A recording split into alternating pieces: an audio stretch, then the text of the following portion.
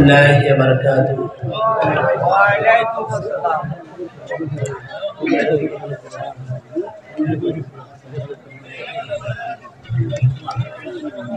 ভাই, আমি সর্বপ্রথম ওই ভাইদেরকে গুজারিশ করব যিনারা আশেপাশে দাঁড়িয়ে আছে বা এখনো বাজারের মধ্যে রাস্তাঘাটে সময় ব্যয় করতেছেন, আপনারা দয়া করে সভাস্থলী আপনারা এসে যান। সভার সৌন্দর্য বজায় রাখার জন্য আপনাদের খেদমতে গুজারিশ করা হবে। ভাই, আপনারা বসে যান।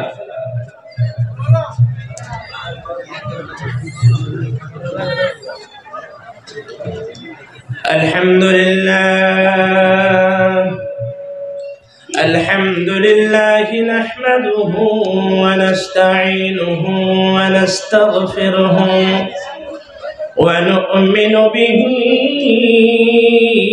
ونتوكل عليه ونعوذ بالله من شرور أنفسنا ومن سيئات أعمالنا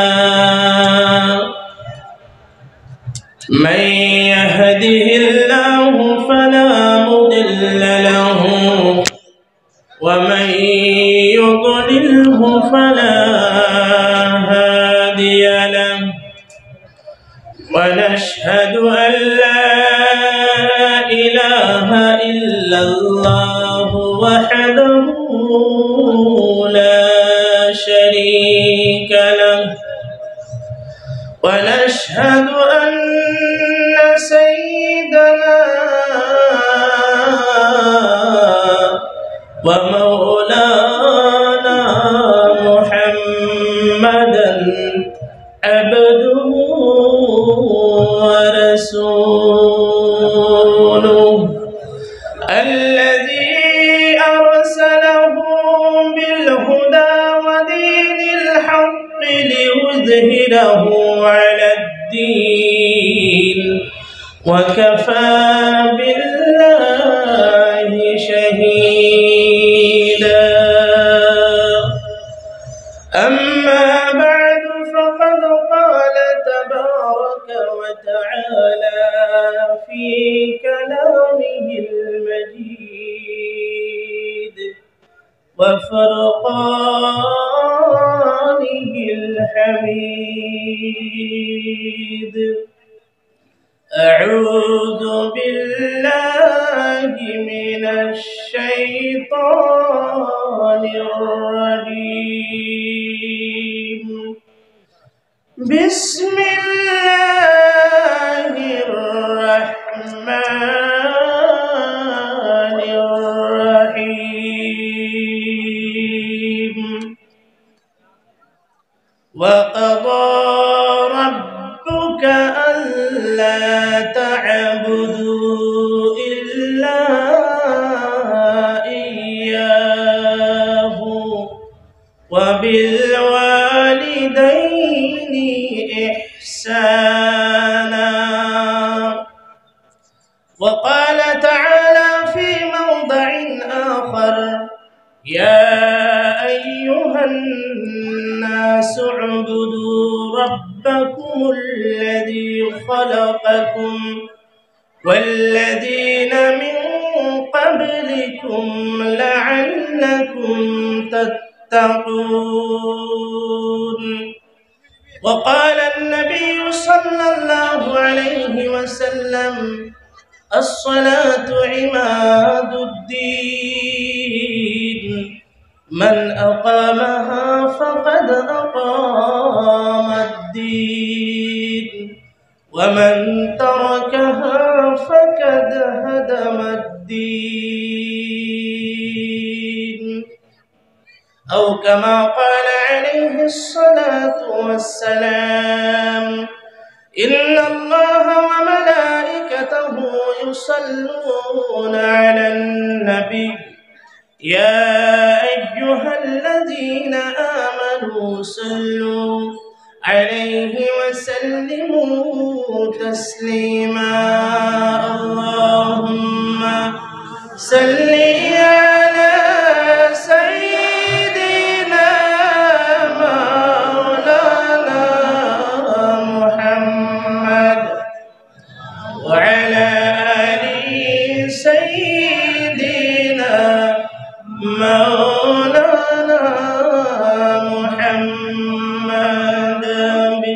বিশ্বনবীর আগমনে জগৎ হইল উজালা বিশ্বনবীর আগমনে জগৎ হইল উজালা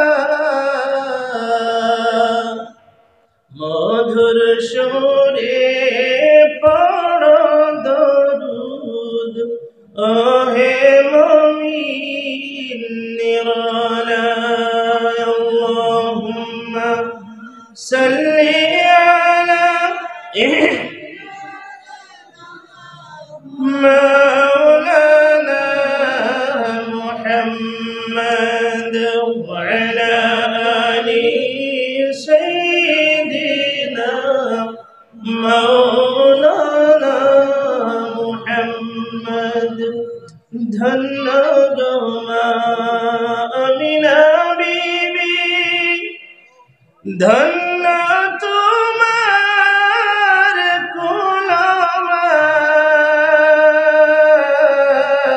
কুলমান ধন্য মা আমিনা বিবি ধন্য তোমার কুলমান যে কোলেতে জন্ম নিলেন মোদের নবী দুজাহান আল্লাহুম্মা সাল্লি আলা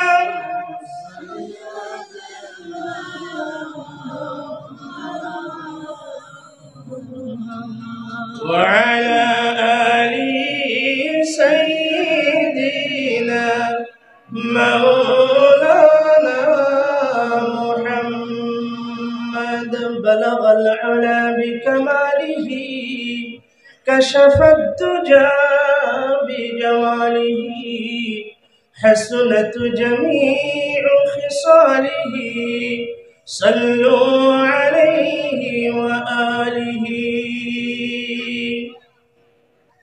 ভাই একটু জিকির করেন লা ইলাহা ইল্লাল্লাহ লা ইলাহা ইল্লাল্লাহ লা ইলাহা ইল্লাল্লাহ লা ইলাহা ইল্লাল্লাহ আকাশের মালিক যে আল্লাহ জমিনের মালিক সে আল্লাহ লা ইলাহা ইল্লাল্লাহ লা ইলাহা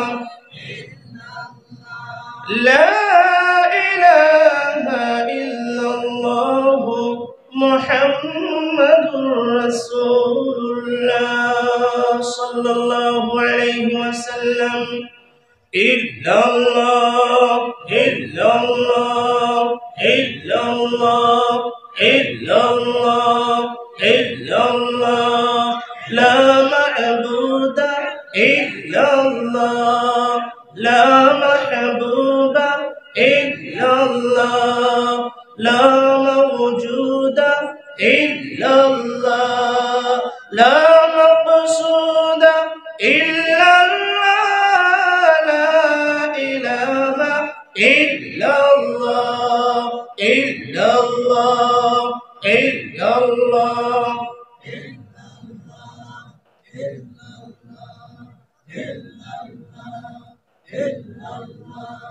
لا إله إلا الله محمد رسول الله صلى الله عليه وسلم الله الله الله الله الله الله الله اللہ اللہ کیا مزادار نام ہے اللہ اللہ عاشقوں کا کام ہے بلا اللہ اللہ اللہ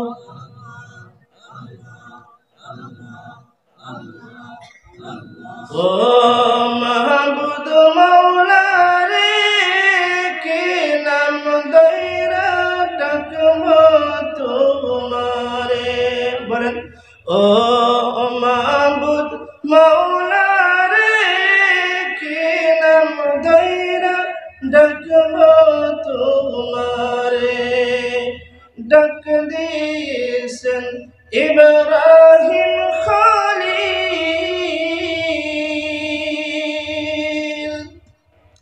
নমরুদের আগুনে ফেলেছেন আমরা শুনেছি আগুন হইল ফুল বাগিচা আগুন হইল ফুল বাগিচা পশম নবীর জ্বলে না রে কি নাম দইরা ডাকবা তোমারে ও মাবুদ মাওলা রে কি নাম দইরা ডাকবা তোমারে আল্লাহ আল্লাহ আল্লাহ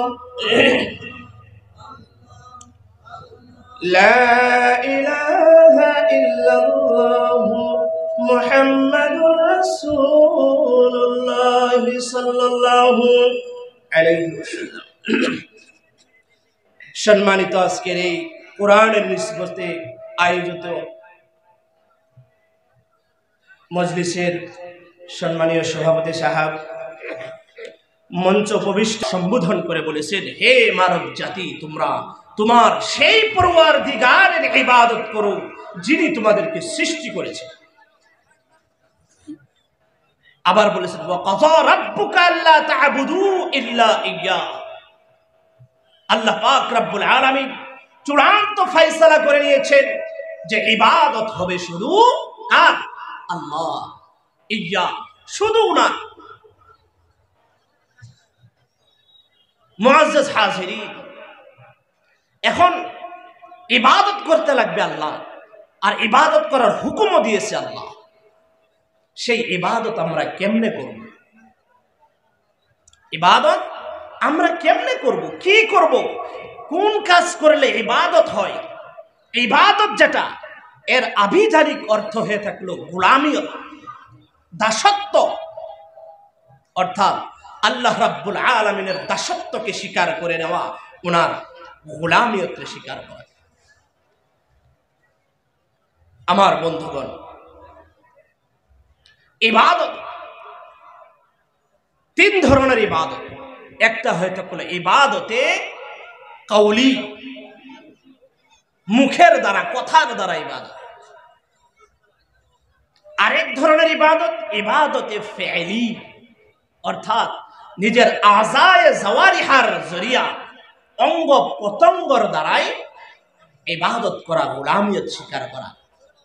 আরেকটা ইবাদত হয়ে থাকলো ইবাদতে মালি। ইজমালি হিসাবে ইবাদত তিন ধরনের: ইবাদতে কওলি, ইবাদতে ফি'লি আর ইবাদতে মালি। বুঝতে পেরেছেন না? তিন ধরনের ইবাদত: ইবাদতে কওলি, ইবাদতে ফি'লি আর ইবাদতে মালি। আমি এই তিনটা বিষয়ের উপর অল্প সময়ের মধ্যে কিছু আলোচনা করতে যাচ্ছি। সম্মানিত হাজিরিন, প্রথমে যে ইবাদত, আল্লাহ পাক যে ইবাদতের হুকুম দিলেন, ইবাদত আমরা করব, প্রথম ইবাদত হয়ে থাকলে ইবাদতে কওলি, মুখের দ্বারা ইবাদত। আমরা প্রত্যেকেই মুসলমান, আমরা মুসলমানের আমাদের কলিমা হয়ে থাকলো লা ইলাহা, সবাই বলেন লা ইলাহা ইল্লাল্লাহু মুহাম্মাদুর রাসূলুল্লাহ। এটা এমন একটা মন্ত্র, এমন একটা দোয়া, যেই মন্ত্র আর যে দোয়া না পড়লে আপনি ইসলামের মধ্যে দাখিল হতে পারবেন না। আমার বন্ধুগণ, এই জন্য এই দোয়াটা, এই কলিমাটা সর্বপ্রথম সহিহ শুদ্ধ হিসাবে আপনি আমাকে পড়তে হবে। আপনার মুখের ইবাদত, আপনি যত জিকির করবেন, জিকির, আজকার, তিলাওয়াত, যত ধরনের আল্লাহ বিল্লাহ হতে পারে, সব কিছুই আপনার ইবাদতে কাউলি।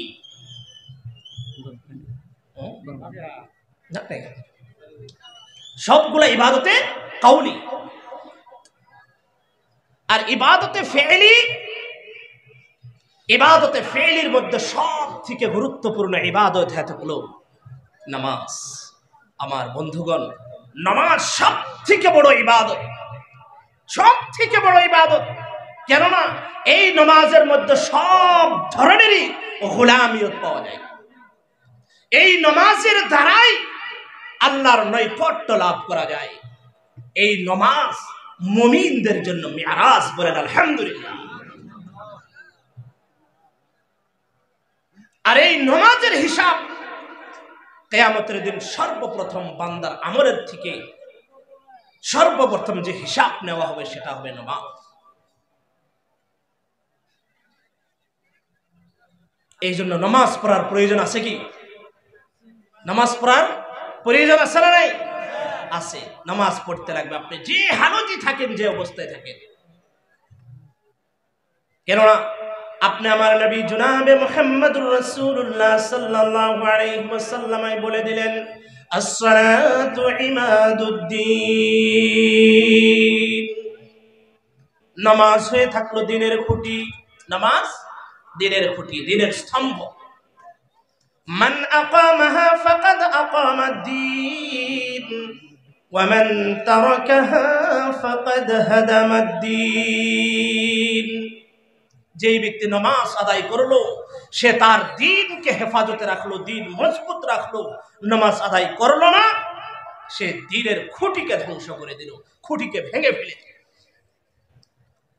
একটা ঘর যদি বানান, যেমন আমাদের ইসলাম, ইসলাম একটা ঘর, বুনিয়াল ইসলামু আলা খামস, শাহাদাতি আল্লাহ ইলাহা ইল্লাল্লাহ ওয়া আন্না মুহাম্মাদান আবদুহু ওয়া রাসূলুহু, ইকামিস সালাত ওয়া ইতাইজ যাকাত ওয়াল হজ্জ ওয়া সাওমি রমাদান।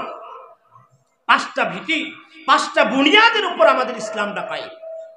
তার মধ্য থেকে অন্যতম একটা খুঁটি হয়ে থাকলো নামাজ। যদি আপনি পাঁচটা খুঁটির দ্বারা যদি একটা ঘর বনে, তার মধ্যে থেকে একটা খুঁটি যদি আপনি ভেঙে ফেলেন, এই ঘর কতটুকু কমজোর হয়ে যাবে। আমার বন্ধুগণ, নামাজ পড়তে হবে, ইসলাম রে মজবুত রাখতে হবে। নামাজ সম্বন্ধে আল্লাহ রাব্বুল আলামিন কোরআনে কারীমের মধ্যে ঘোষণা করে দিলেন, ইন্নাস সালাতা তানহা আনিল ফাহশাই ওয়াল মুনকার ওয়া লাযিকরুল্লাহি আকবার। আমার বন্ধুগণ, আল্লাহ রাব্বুল আলামিন কোরআনে কারীমের মধ্যে ঘোষণা করে দিলেন, নামাজ এমন একটা ইবাদত, যদি নামাজ নিজের জিন্দেগির মধ্যে আনতে পারেন, নামাজ যদি পড়নেওয়ালা হয়ে যেতে পারেন, আপনার জিন্দেগি যদি নামাজি জিন্দেগি বানাতে পারেন, তাহলে এই নামাজের দ্বারা আপনার জীবনের মধ্যে যত খারাপি আছে, যত বদমাশি আছে, আপনি নামাজ পড়া শুরু করে দেন, নামাজের দ্বারা আপনার জীবনের সব বদমাশি চলে যাবে। আল্লাহ বলে দিয়েছে, সমস্ত বদমাশি জিন্দেগি থেকে চলে যাবে যদি আপনি নামাজ আরম্ভ করেন। বর্ণনা এসেছে, এক সাহাবীর মধ্যে বিভিন্ন ধরনের খারাপি আল্লাহ নবীর কাছে পেশ করা হলো, যে এই এই এই সেই খারাপি এই ভাইয়ের জিন্দেগি। আল্লাহ নবী সাল্লাল্লাহু আলাইহি ওয়াসাল্লাম তার কোনো আমল থেকে তাকে বাধা দিলেন না, কোনো আমল থেকে তাকে বাধা দিলেন না। তাকে বললেন, হে অমুক, তুমি আজ থেকে নামাজ পড়নেওয়ালা হয়ে যাও। আমার বাবাজিরা, কিছুদিন পরে ওই ব্যক্তি আল্লাহর নবী সাল্লাল্লাহু আলাইহি ওয়াসাল্লামের খেদমতে এসে জিজ্ঞেস করলেন, ইয়া রাসূলুল্লাহ, আমাকে যে আপনি নামাজের তালকিন দিয়েছিলেন, নামাজের সবক দিয়েছিলেন, সেই নামাজ পড়া আমি যেদিন থেকে শুরু করে দিয়েছি, নামাজ পড়া শুরু হয়েছে আমার জীবন থেকে, আস্তে আস্তে সমস্ত খারাপি চলে যাওয়া আরম্ভ করেছে। আস্তে আস্তে সব খারাপি আস্তে আস্তে দূর হতে লাগছে। এই জন্য মুআজ্জাজ হাজিরিন, নামাজ শুরু করে দেন, দেখবেন জীবনে খারাপি থাকবে না। চুরি করেন, চুরি থাকবে না, ডাকাতি থাকবে না, লুচ্চামি বদমাশি থাকবে না, মদ খাওয়া, ভাং খাওয়া, সুদ খাওয়া তার জীবনে থাকবে না, যদি নামাজ সেই ব্যক্তি পড়া শুরু করে দেয়। আবার বলতে পারেন, হুজুর, অনেক মানুষ দেখি নামাজ পড়ে আবার বদমাশিও করে, আছে না? হবে, নামাজ পড়ে আবার বদমাশিও করে। তাই কি কোরআনের বাণী অসত্য হবে নাকি? আল্লাহর বাণী কোরআন, কোরআন কি ভুল হবে? কোরআনে তো বলেছেন, ইন্নাস সালাতা তানহা আনিল ফাহশাই ওয়াল মুনকার, নামাজ তোমার জীবন থেকে সমস্ত খারাপি দূর করে দিবে। আর এক ব্যক্তি নামাজ পড়তেছে আবার খারাপিও করতেছে। আমার বন্ধুগণ, ওই সময় বুঝতে হবে সেই ব্যক্তি যে নামাজি, সেই যে ধরনের নামাজ পড়তেছে, তার নামাজ কিন্তু আল্লাহ পাকের চাওয়া নামাজের মতো হয় নাই। যে হিসাবে নামাজ আল্লাহ পাক চান, সেই হিসাবে নামাজ হয় নাই, যার কারণে সে ব্যক্তি খারাপের থেকে বাঁচতে পারে না। আল্লাহর ওয়াদা, নামাজ পড়বেন, তোমার জিন্দেগি থেকে খারাপি আস্তে আস্তে চলে যাবে। আমাদের মধ্যে নামাজে দেখবেন বিভিন্ন ধরনের নামাজি আছে। আমরা অনেকেই ভাবে তাদেরকে যদি তবলিগের কথা বলা হয়, তারা বলে কি, এই আমি তো নামাজ পড়ি 5 ওয়াক্ত, তবলিগে যাওয়ার আবার দরকার কি? এরকমও বহুত মানুষের মুখে শোনা যায়। আরে ভাই, ওই ব্যক্তি যে নামাজ পড়ে ওই ভাবে যে আমি সব থেকে বড় ইবাদত করে নেওয়ালা, হালাকি তার নামাজ কোন পজিশনে,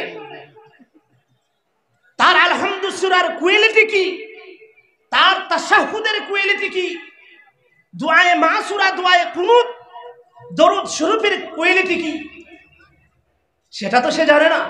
এ ভাবতেছে, মাশাআল্লাহ আমি নামাজ পড়ি, আমি আলহামদু সূরা জানি, 10-20টা সূরা জানি, আমি দুআ মাসুরা, তাশাহুদ, দরুদ শরীফ, দুআয়ে কুনুত সব জানি, আমি আবার কেন জামাতে যাব? তাকে জিজ্ঞেস করবেন, ভাই আলহামদু সূরাটা পড়েন তো, দেখবেন হা করার সাথেই ভুল। এক আয়াত পড়বে, প্রত্যেকটা হরফে হরফে ভুল। আর এইভাবে সে সারা জীবন নামাজ পড়ে যাইতেছে, আর নিজেকে ভাবতেছে সে সব থেকে বড় কারি, সব থেকে বড় আবিদ। মনে রাখবেন, আল্লাহ পাক কারো ইবাদতের মুহতাজ না। আমরা আল্লাহ পাকের মুহতাজ। আল্লাহকে খুশি করার জন্য, আল্লাহকে রাজি করার জন্য আমরা আল্লাহর রূপ, আল্লাহর উবুদিয়ত, আল্লাহর গোলামিয়ত স্বীকার করতে হয় নামাজ দিয়ে। নামাজ এমন একটা ইবাদত,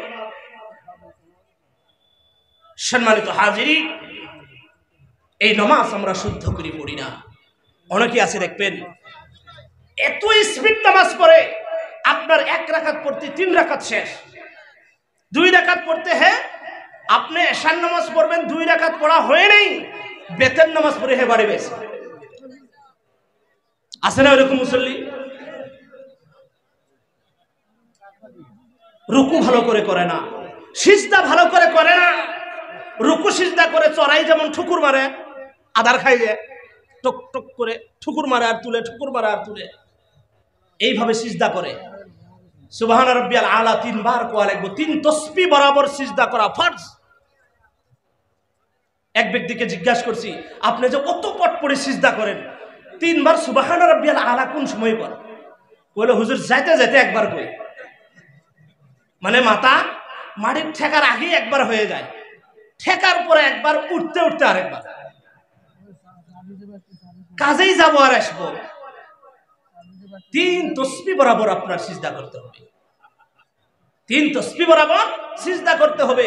আপনি গেলেন আর আইলেন, সিজদা হবে না। সিজদা কি নামাজের ফরজ। আপনি সিজদা মাথাটা ঠেকাইলেন আর তুললেন, সিজদা আদায় হয় নাই। অনেক মানুষ আছে দেখবেন রুকুর থেকে ভালো করে উঠে না, মানে মাথা এইরকম করলো আর ডাইরেক্ট গেল না, সোজা হওয়ার কারবার নেই। কিন্তু নামাজের তাদিলে আরকান ওয়াজিব, নামাজের তাদিলে আরকান ওয়াজিব। তাদিলে আরকানের অর্থ হয়ে থাকলো প্রত্যেকটা রুকু ধীর স্থিরের সহিত আদায় করা, এর নামে তাদিলে আরকান। আপনি যে রুকু থেকে এইভাবে একটা চটকা মারলেন আর গেলেন গা সিজদা, আপনার তাদিলে আরকান আদায় হলো নাকি? আমার বন্ধুগণ, বিশ্বনবী সাল্লাল্লাহু আলাইহি ওয়াসাল্লাম হাদিসের মধ্যে বর্ণনা দিয়েছেন, যেই ব্যক্তি রুকু ভালো করে করে না, রুকু করতে সময় ভালো করে তার কোমরটা হালায় না, রুকু থেকে ভালো করে উঠতে চায় না, ওই ব্যক্তিকে গর্ভবতী মহিলার সাথে তুলনা দেওয়া হয়েছে। যে গর্ভবতী মহিলা যদি তার কোমরটুকু অল্প বেঁকা করে দেয়, তার সন্তান প্রসব হয়ে যাবে। হাদিস, যে গর্ভবতী মহিলা যেমন ভালো করে তার কোমর বেঁকা করতে পারে না, কোমর বেঁকা করলেই তার ওইখানে কোনো অঘটন হয়ে যায় নাকি? আরে তুমি মুসল্লি, তোমার কোন গর্ভটা হয়েছে? তুমি তোমার কোমর ভালো করে বেঁকা করো না, তোমার কোমর ভালো করে উঠাই না, রুকু সুন্দরভাবে করো না, তোমার কোন গর্ভটা হইল? হ্যাঁ, তুমি ভালো করে রুকু করো না, রুকু থেকে সুন্দরভাবে উঠতে হবে ধীর স্থিরের সহিত। এগুলো রুকু থেকে উঠার পরে দোয়া আছে না, রব্বানা লাকাল হামদ, লম্বা দোয়া আছে। নবীর জামানায় এক সাহাবী রুকু থেকে ওঠার পরে দোয়া পড়লেন, রব্বানা লাকাল হামদ হামদান কাসীরান তাইয়িবান মুবারাকান ফীহি। এই দোয়া পড়লেন। হুজুর সাল্লাল্লাহু আলাইহি ওয়াসাল্লাম নামাজের পরে এলান করে দিলেন যে এই শব্দগুলো নামাজের মধ্যে কে বলেছে? সাহাবা মনে মনে ডরিয়ে গেলেন, কি জানি নবীজি আমাকে গালি দেয় নাকি, আমি তো অতিরিক্ত শব্দ বলে ফেলেছি। ডরে ডরে নবীজিকে বলছি, ইয়া রাসূলুল্লাহ আমি বলছি। বিশ্বনবী বলেন, সাহাবারা শুনে নাও, এই ব্যক্তি যে সময় রুকু থেকে ওঠার পরে রব্বানা লাকাল হামদ হামদান কাসীরান তাইয়িবান মুবারাকান ফীহি এই দোয়াটা পড়েছে, এর এত সওয়াব আল্লাহ পাক দিয়েছেন। সেই সওয়াবগুলি লেখার মধ্যে আমি দেখতেছি কিরামান কাতিবিন প্রতিযোগিতা করতেছে, কে কার থেকে বেশি সওয়াব লিখতে পারে, আর রহমতের ফেরেশতারাও একে অপরের সাথে ভিড়াভিড়ি করতেছে, আর সওয়াবগুলি কে আগে আরশের মধ্যে নিয়ে যেতে পারে, বলেন সুবহানাল্লাহ। সেই ব্যক্তি শুনে খুশি হলেন, বলে যাই হোক, অত্যন্ত আমি খারাপ কাজ না করিনি। তাহলে দোয়ার ফজিলত আছে না নাই? আছে। সুন্দরভাবে খাড়া হন রুকু থেকে, সিজদা করেন, সিজদার মাঝখানে সিজদার মাঝখানে দোয়া আছে না, আল্লাহুম্মা গফিরলি ওয়ারহামনি ওয়াহদিনি ওয়াশফিনি, এই ধরনের দোয়া আয়াতের মধ্যে পাওয়া যায়। ওয়াশফিনি, আপনি আল্লাহর কুদরতি পাওয়ার মধ্যে সিজদা করলেন, এক সিজদা করে যখন মাথা উঠাইলেন, উঠানোর পর আপনি যে সময় আল্লাহকে বললেন, আল্লাহ আমি গুনাহগার, তোমার কুদরতি পাওয়ার মধ্যে মাথা টিকিয়েছি, আল্লাহ আমি জীবনে অনেক গুনাহ করেছি, আপনি আল্লাহুম্মা গফিরলি পড়লেন, আল্লাহ আমাকে মাফ করে দাও, ওয়ারহামনি, আল্লাহ তুমি আমার উপর দয়া করো, ওয়ারহামনি ওয়ারযুকনি ওয়াহদিনি, তুমি আমাকে রিজিক দাও, হালাল রিজিক দাও, ওয়াহদিনি তুমি আমাকে হিদায়াত দাও। কে গো, আল্লাহর পাওয়ার মধ্যে যে সময় সিজদা করে উঠলেন, উঠার পরেই যে সময় আপনি আল্লাহকে বলবেন, আল্লাহ এগুলো কবুল না করে থাকতে পারবেন কি? পারবেন না। আল্লাহ এমন স্রষ্টা নয়, এমন নিষ্ঠুর স্রষ্টা নয়। আল্লাহ আল্লাহ তো রহমানুর রহিম, দয়াবান। আল্লাহ পাক বলেই দিয়েছেন, লা তাকনাতু মির রাহমাতিল্লাহ, ইন্নাল্লাহা ইয়াগফিরুয যুনুবা জামিআ ইন্নাহু হুয়াল গফুরুর রহিম। হে বান্দারা, তোরা আমার রহমত থেকে বঞ্চিত হইস না, আমি তো বান্দার সমস্ত গুনাহ মাফ করে দিতে পারি। সুবহানাল্লাহ। কারণ ইন্নাহু হুয়াল গফুরুর রহিম, কারণ আমি এমন স্রষ্টা, এমন সত্তা যিনি মাফ করে দেওয়া, দয়া করাকে বেশি ভালোবাসে। বলেন সুবহানাল্লাহ।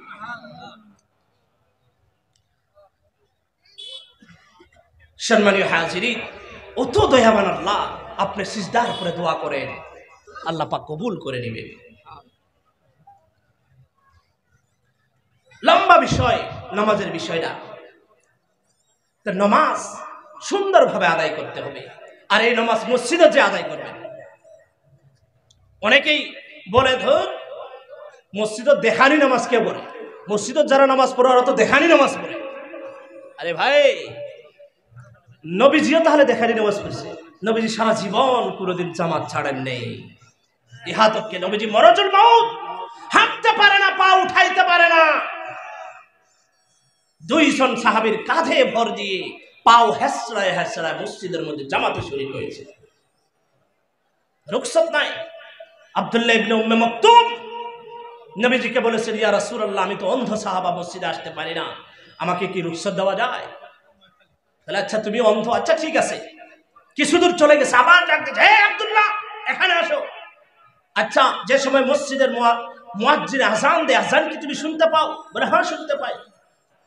আযান যদি শুনতে পাও, তুমি আযানের জবাব মসজিদে এসে দাও, আযানের জবাব মসজিদে এসে দাও। একজন অন্ধকে রুখসত দেওয়া হয়নি। আপনি আমি হাট্টা গাট্টা কোনো কাজ নেই, বাড়িতে সারা দিন সারা রাত বসে থাকি, মসজিদে এসে নামাজ পড়ার সুযোগ হয় না। মসজিদের সাথে সম্পর্ক গড়েন, কঠিন বিপদের টাইমে আপনি নাজাত পেয়ে যাবেন। আল্লাহর নবী সাল্লাল্লাহু আলাইহি সাল্লাম বলেছেন, সাবাতুন ইউযিল্লুহুমুল্লাহু ইয়াওমা লা যিল্লা ইল্লা যিল্লুহু, ইমামুন আদিলুন শাবুন নাশা ফি ইবাদাতিল্লাহি আযজা ওয়া জাল, ওয়া রাজুলুন কলবুহু মুআল্লাকুন ফিল মাসাজিদ, ইলা আখিরিল হাদিস। আমার বন্ধুগণ, কিয়ামতের দিন আল্লাহর আরশের ছায়া ছাড়া কোনো ছায়ার ব্যবস্থা থাকবে না। গোটা হাসরের মাঠ তামার হয়ে যাবে, মানুষের একেবারে মাথার উপর সূর্যটা এসে যাবে, মানুষের মাথার মগজ গড়ে গড়ে শরীর দিয়ে নিগড়ে পড়তে থাকবে। আমার বাবাজিরা, সেই দিন কত বিপদ হবে। সেই দিন কোনো সেমার ব্যবস্থা থাকবে না। মানুষ নিজের আমল অনুযায়ী ঘামের মধ্যে হাবুডুবু করতে থাকবেন। কেউ হাঁটু ঘামের মধ্যে, কেউ কোমর পর্যন্ত, কেউ গলা পর্যন্ত, কেউ ঘামের মধ্যে সাঁতার পারবেন। আমার বন্ধুগণ, সেই দিন যদি একটু সেমার ব্যবস্থা হয়, সেই দিন যদি একটু আরামের ব্যবস্থা হয়, তাহলে কেমন লাগবে? দেখো, বিপদের টাইমে যদি অল্প আশ্রয়ের স্থান যদি পাওয়া যায়, তাহলে কত আরাম। সেই দিন আরামের ব্যবস্থাও রেখেছে আল্লাহ। 7 ধরনের মানুষকে আল্লাহ আরশের নিচে ছায়া দিবে। তার মধ্যে থেকে একজন হয়ে দেখলো রাজুলুন কলবুহু মুআল্লাকুন ফিল মাসাজিদ। বলেন সুবহানাল্লাহ। ওই ব্যক্তিকে কিয়ামতের দিন আল্লাহর আরশের নিচে ছায়া দিবে, যার অন্তর সব সময় মসজিদের সাথে লাগা থাকবে। মসজিদের সাথে লাগা থাকবে, এর মতলব কি? মুহাদ্দিসিনে কেরাম 2টা মতলব লিখেছেন।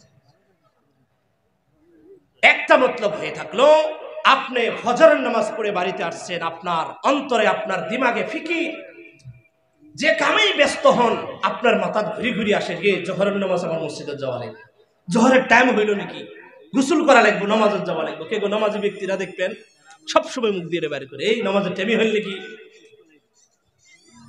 নামাজের টাইমই হইল নাকি। অর্থাৎ উনাগরে অন্তর সব সময় মসজিদের সাথে।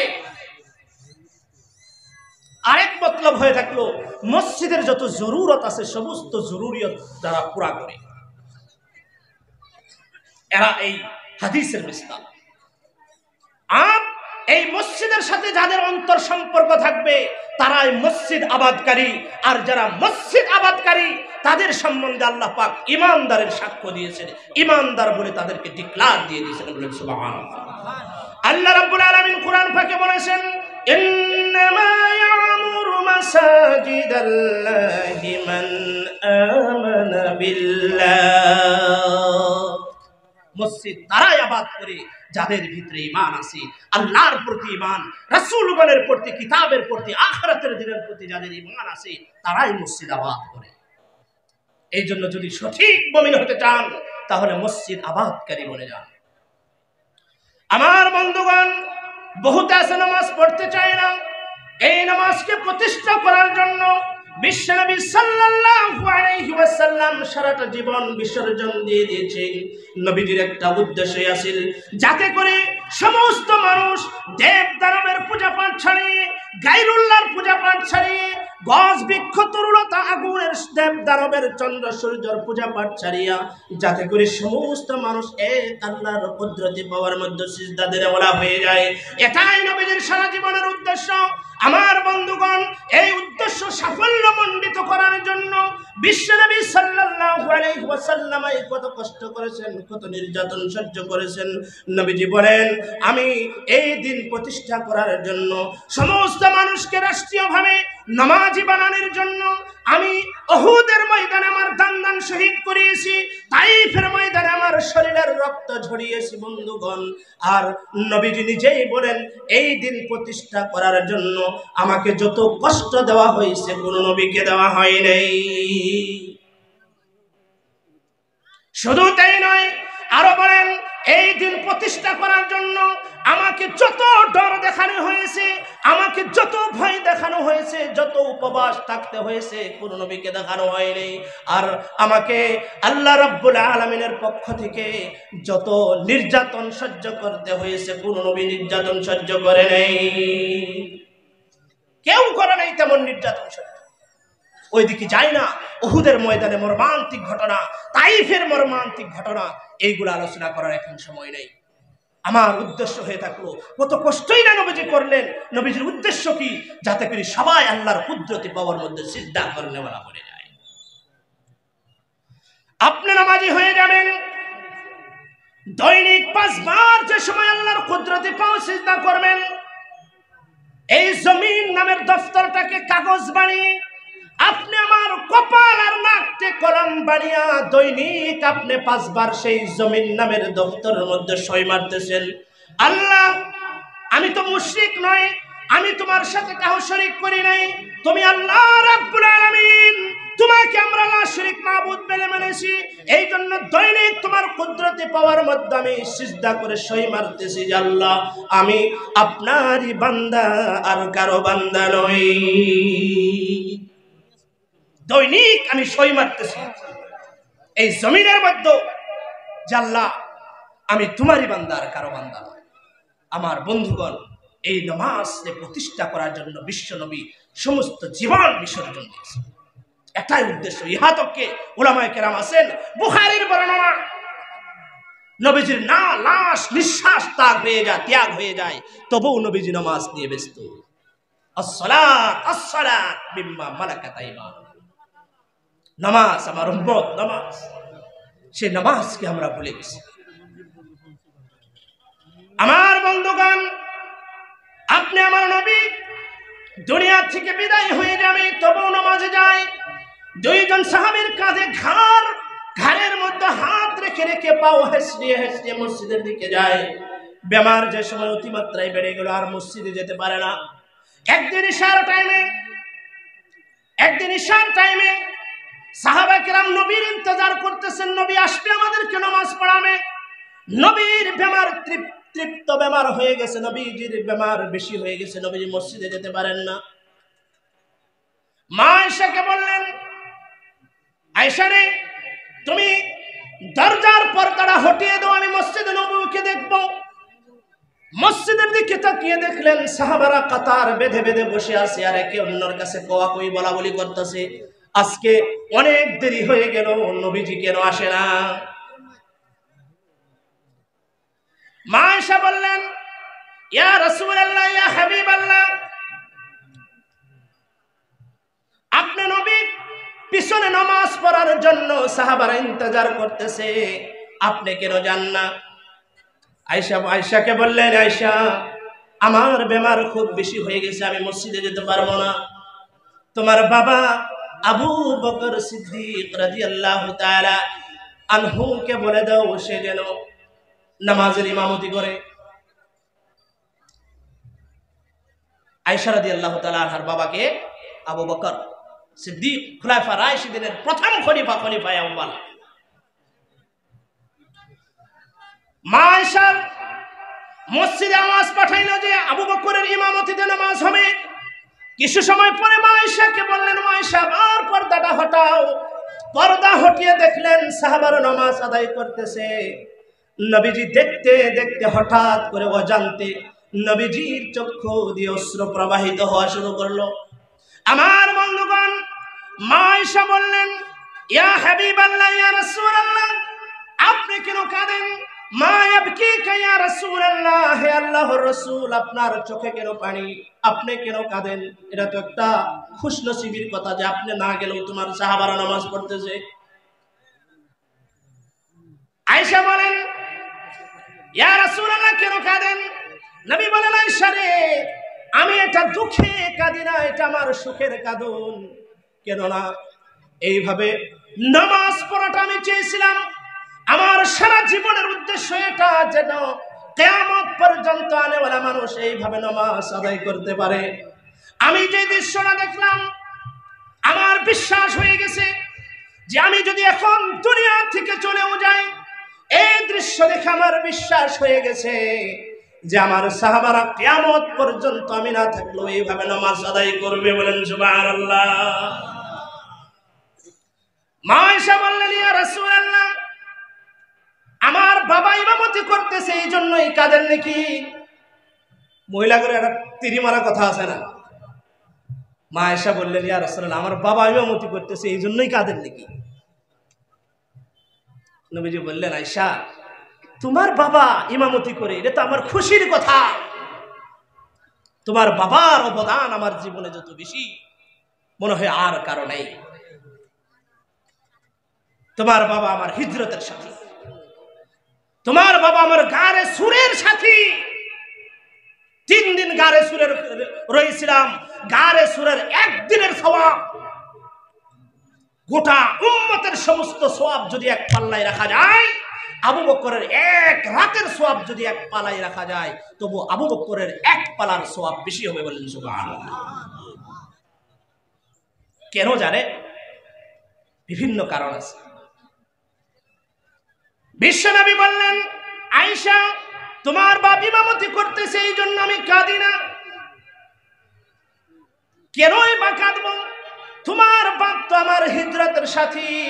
যেই দিন তোমার বাবাকে বলেছিলাম, আবু বকর, আমি যেদিন হিজরত করব আমার সাথে তোমার মদিনাতে হিজরত করতে হবে, এই কথা বলে রেখেছিলেন। অনেকদিন পর হঠাৎ একদিন আল্লাহর পক্ষ থেকে অর্ডার হয়ে গেল, ইয়া রাসূলুল্লাহ, আপনি হিজরতে চলে যান।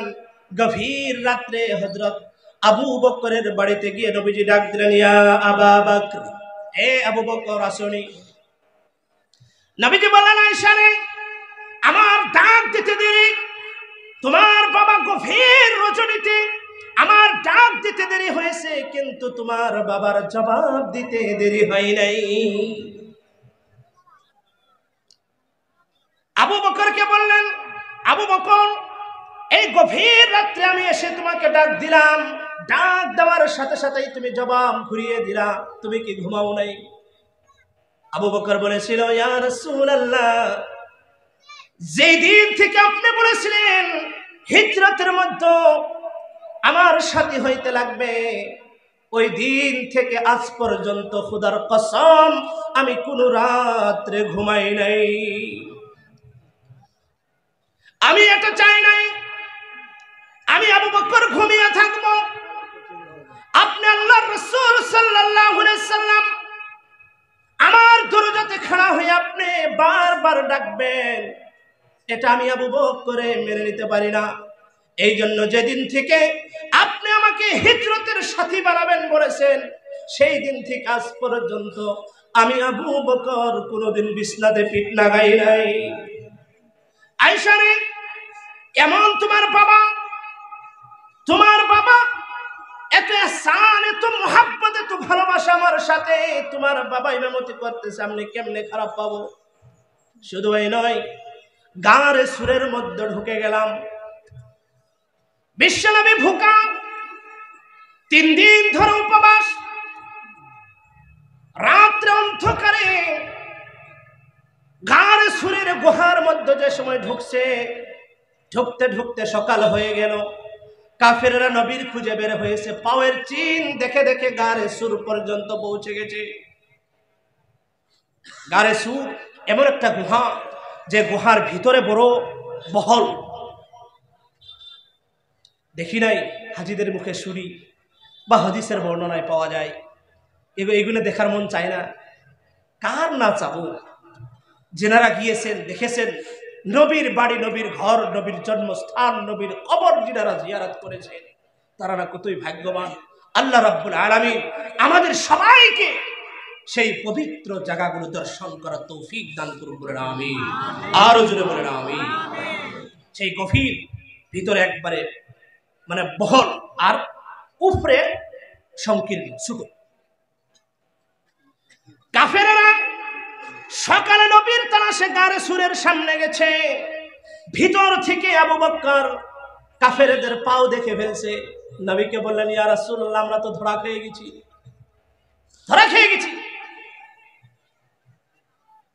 আমার বন্ধুগণ, আল্লাহ নবী সাল্লাল্লাহু আলাইহি সাল্লাম বলেছিলেন, এ আবু বকর, ঘবরানোর কোনো কারণ নাই। লা তাহজান ইন্নাল্লাহা মা'ানা। এ আবু বকর, কোনো ঘবরাবার কারণ নাই, চিন্তার কারণ নাই।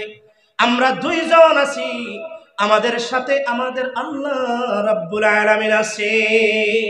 ঘবরাবার কোনো কারণ নাই।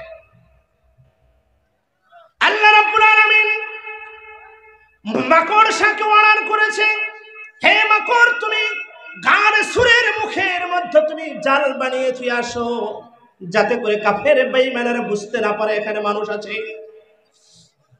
আরেকদিকে কবুতরকে বলেছে, কবুতর, তুমি সেই জালের উপর ভাষা বাঁধিয়ে তুমি সেখানে ডিম পাড়িয়ে আসো। সেটাও করা হয়েছে। কাফেররা কেউ বলে যে এই গর্তের ভিতরে আছে, কেউ বলে ধুস, গর্তের ভিতরে কেমনে থাকবো। গর্তের মুখের মধ্যে মাকড়ে জাল দিছে, কবুতরে ডিম পারছে, যদি ভিতরে যাইতো তাহলে এখানে যাওয়ার একটা চিহ্ন থাকতো। এইভাবে বলা বলি করে তারা চলে গেছে। 3 দিনের উপবাস নবী একবারে হয়রান হয়ে গেছে। নবীজিকে বললেন, হযরত আবু বকর, ইয়া রাসূলুল্লাহ, আমার উরুটা পাতিয়ে দেই, আপনার মাথা মুবারক আমার উরুর উপর রাখিয়ে কিছুক্ষণ আরাম ফরমান। আমার বন্ধুগণ, নবীজি আরাম করতে আসেন। আরাম করা অবস্থায় হযরত আবু বকর আশেপাশে দেখতে পারলেন ছোট ছোট গাছ, ছোট ছোট গোত্র। আর আবু বকরের একটা ডর হয়ে গেল। নবীজি আরাম করতেছে, সেই গর্তগুলো থেকে যদি বিষাক্ত সাপ বিচ্ছু এসে নবীজিকে দংশন করে, তাহলে নবীজির আরাম নষ্ট হয়ে যাবে। এই জন্য আবু বকর সেই গোত্রগুলির মধ্যে কোনটা হাত দিয়েছে, কোনটা পাও দিয়েছে, কোনটা পায়ের আঙ্গুল দিয়েছে, হাতের আঙ্গুল দিয়ে সেই গোত্রগুলো বন্ধ করে রেখেছে, যাতে কোনো বিষাক্ত জানোয়ার আসতে না পারে। এমনি সময় যেখানে পাও রেখেছিল, পাওয়ের জায়গার মধ্যে থেকে একটা বিষাক্ত সাপ এসে বের হইতে লাগছে। মাঝখানে মুখের সামনে যে সময় পাও দেখছে, পাওয়ার মধ্যে দংশন করছে। করার সঙ্গে সঙ্গে তীব্র বিষ আবু বকর রাদিয়াল্লাহু তাআলা আনহু বিশ্বে ছটফট করে, কিন্তু ওনার তো পাও লড়াইতে পারে না। পায়ের উপরে কে? আল্লাহ নবীর মাথা। অত্যন্ত বিষাক্ত বিশে ছটফট করে, কিন্তু নই লড়াচড়া করে না।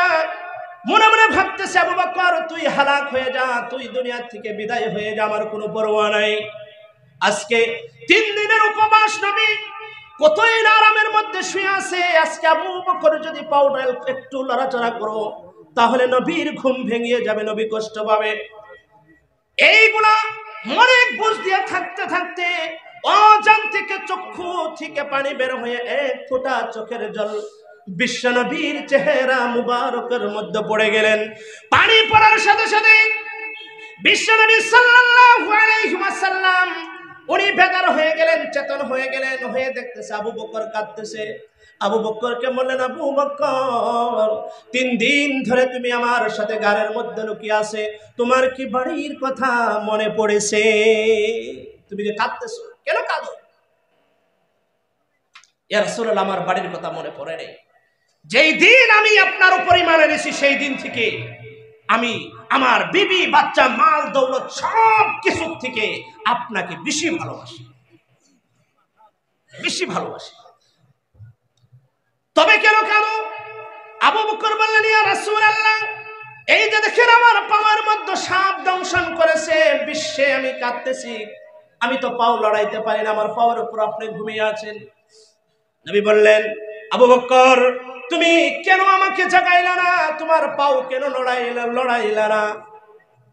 আমার বন্ধুগণ, এই কথা বলে নবীজি উনার থুতু মুবারক নিয়ে সেই বিষের জায়গার মধ্যে লাগিয়ে দিলেন। সঙ্গে সঙ্গে আবু বকরের সেই বিষাক্ত জায়গা ভালো হয়ে গেল,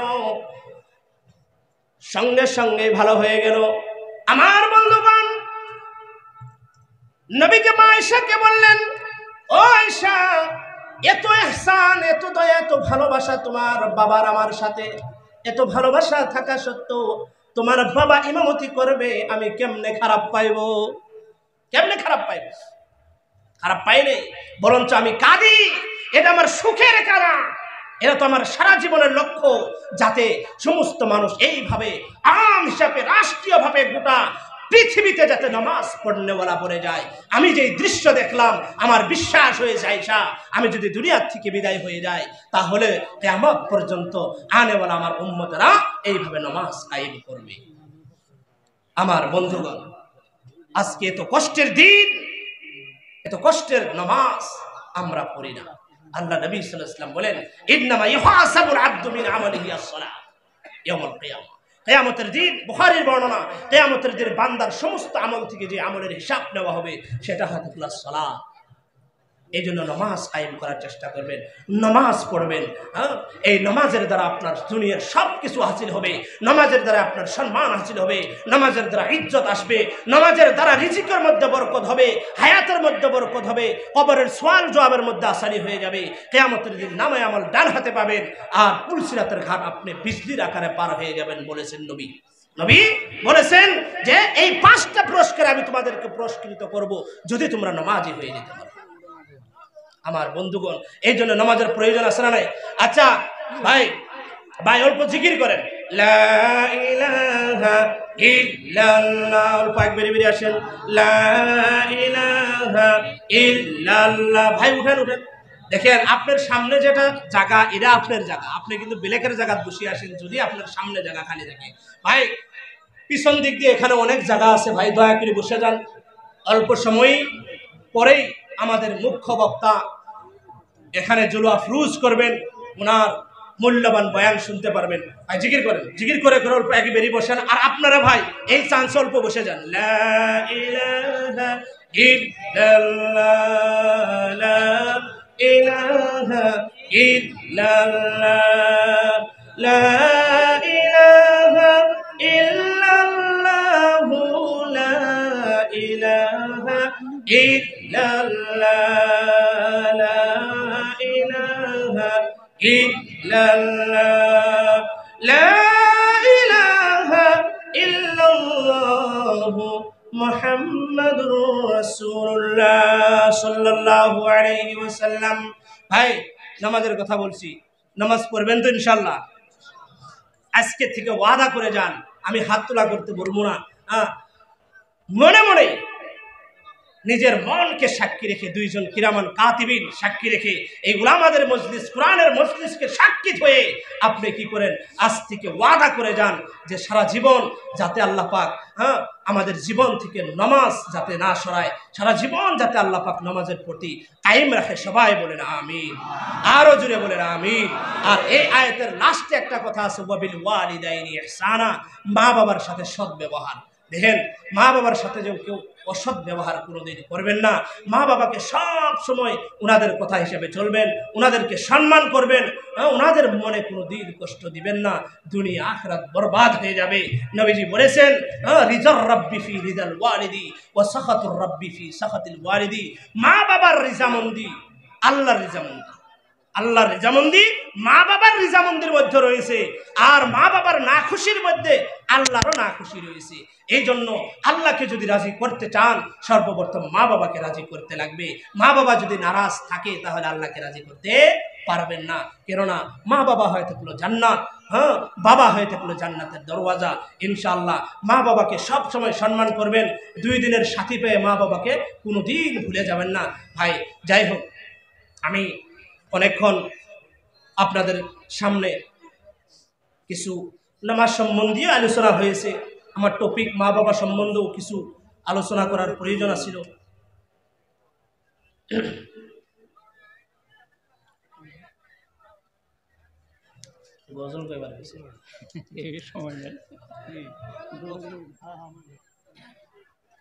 সময় তো কম আছে।